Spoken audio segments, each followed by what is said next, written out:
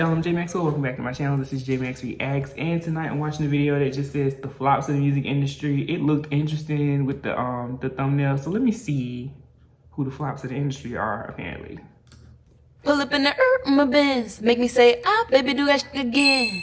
Okay, really? As much as Camila Cabello was branded to be Fifth Harmony's it girl, she had the I but definitely missed the T. Someone else in the band had T though. Motivation should have been Normani's leap into superstardom, but the mad cute and iconic yet barely promoted record came and swiftly left.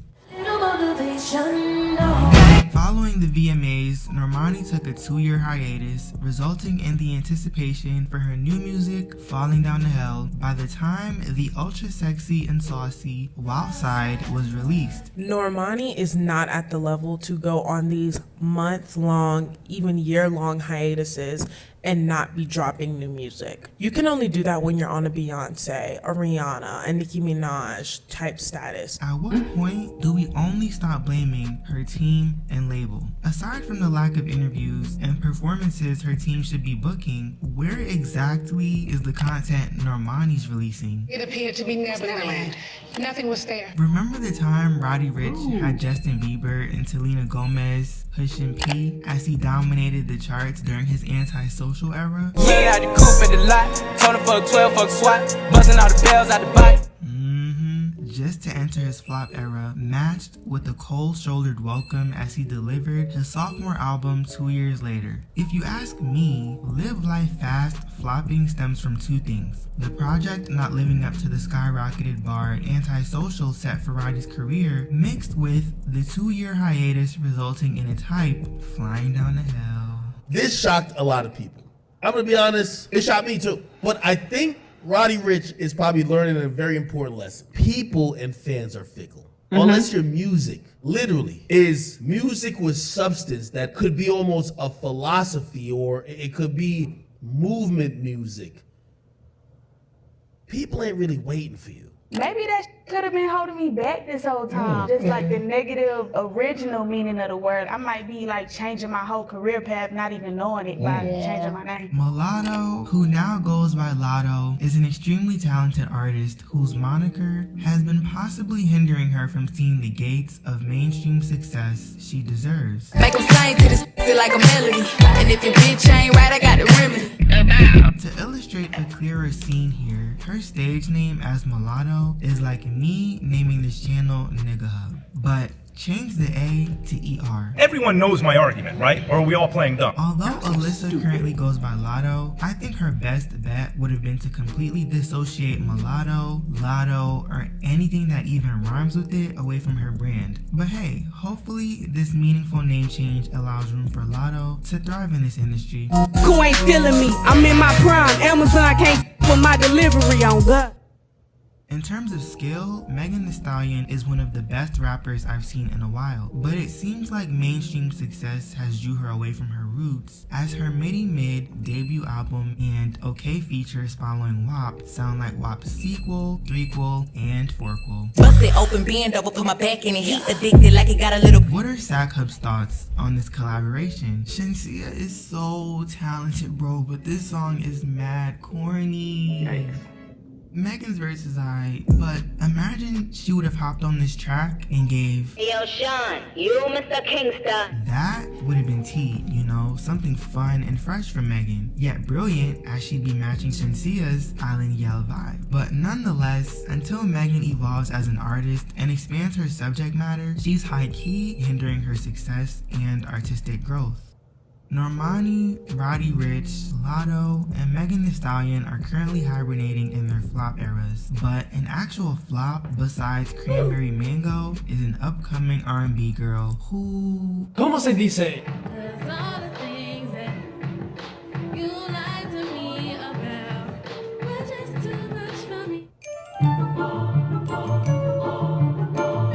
Okay. All right. That one, again, now that you all have suggested so much content surrounding music, and I've watched a variety of stuff surrounding music, the YouTube algorithm kind of puts this kind of content in my wheelhouse a little bit more. And I love it because it gives me an opportunity to give you all an opinion on certain things, while also reminding me that other people have different opinions of the people that I may love or maybe dislike. So going back to the first point, Normani, I don't think anything is wrong with Normani's herself, like the way she promotes herself. I really think you have probably a machine that's just not working in her favor behind her, and she probably just is not going to play into it. And I could be kind of reaching with that one. It could really be that she doesn't want it. I don't know. I just feel like for as much as she is able to, no matter how long the breaks are between her releases, when she releases and when she drops, there is always a huge buzz around it. So I feel like somewhere in between there, it's a machine that's probably working against her, similar to like a Tinashe situation, maybe where, you know, everybody is there, the support is there, the love is there, the team is there, but they're not doing what they're supposed to do. So he acknowledged that, but I feel like the way he worded it made it seem like she was just lackluster and she doesn't want to do what needs to be done. I don't think it's like that. I think she's probably grinding on the back end and she's coming up against resentment. And the other part of that we have to note is that when a female artist comes in and they have the potential to really just kill it and kind of become bigger than other people, the machine really does work against them versus for them. So some people get signed and the label will kind of give them a single here and there and no album. Some people are considered single artists. Think about, I think K. Michelle did an interview where she talked about some artists are single artists, some people are album artists, hell, some people are soundtrack artists. When you think about the trajectory of careers like Esther Dean, some people are songwriting artists. You get signed for a certain purpose and then the label will just put you in a bracket. Now, I'm not a music expert or anything like that, but I think that's kind of what we're seeing with Normani. You know, we want her to have an album, but the label is probably just like, a single here and there. Because if they give her a whole album, she will fucking sweep and kill people. That's just my opinion. Roddy Ricch, I wasn't a huge fan of Roddy Ricch. She did have a really, really, really huge single, but I do remember the next project being hella substantive. And I love what Academic said about that. Shout out to Academic. He's been acting like a regular human being lately with his podcast. But I like what he said about substantive music. You know, if you're making something of substance, people will wait on it. I feel like he does make music of substance. I'm talking about Roddy Ricch.